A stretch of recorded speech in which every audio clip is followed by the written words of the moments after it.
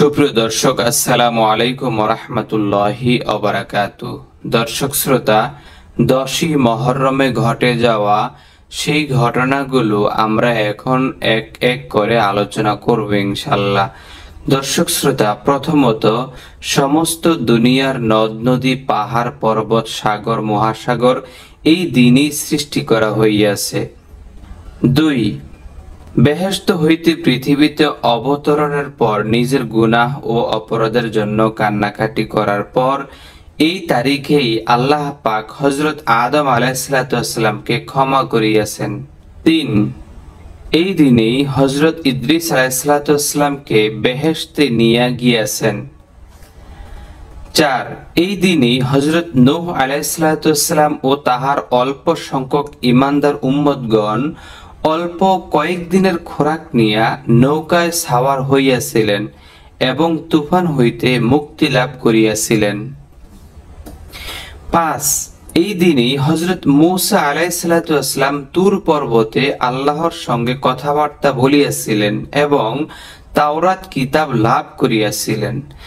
6, হযরত আইয়ুব আলাইহিসসালাম এই দিনে রোগ হইতে মুক্তি লাভ করিয়া ধন সম্পদ ফিরিয়া পাইয়াছিলেন।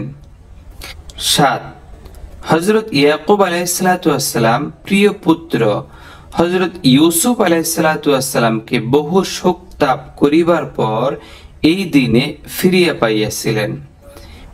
8, এই দিনেই আল্লাহ পাক হযরত ইউনুস আলাইহিসসালামকে মাছের পেট হইতে উদ্ধার করিয়াছিলেন।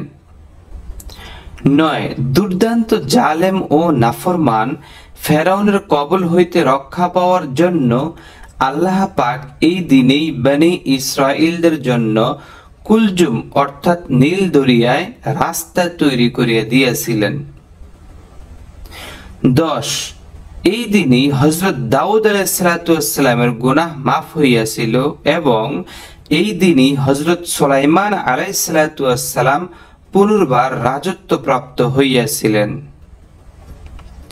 11, এই দিনই হযরত ঈসা আলাইহিসসালাম পৃথিবীতে আগমন করিয়াছিলেন এবং এই দিনেই তাহাকে আসমানে উঠাইয়া নেওয়া হইয়াছে।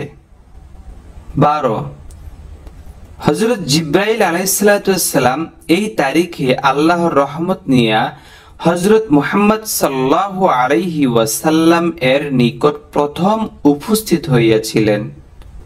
13, এই দিনেই রাসূলুল্লাহ সাল্লাল্লাহু আলাইহি ওয়াসাল্লামের প্রিয় নাতি হযরত হুসাইন রাদিয়াল্লাহু তাআলা আনহু এবং তাহার সঙ্গী সহচরগণ কারবালার ময়দানে অন্যায়ের বিরুদ্ধে সংগ্রাম করে শহীদ হইয়াছিলেন।